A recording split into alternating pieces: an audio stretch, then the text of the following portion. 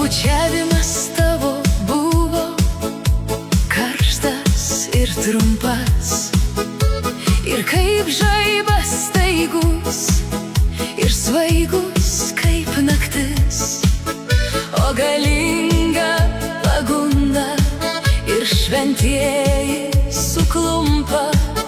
Pabučiavimas tavo pavogta kibirkštis. Negaliu aš pamiršti tų įkaitusių lūpų, jos išdegino žymę lyg širdies gilumos ir beprotiškų svaigulių. Mintį užsupo į kaip vergė prie tavęs, dieną naktį rymos. Negyvatė įkando, karštos lūpos bučiavo, lygi kaulų nusmilko šiurpulinga šalna.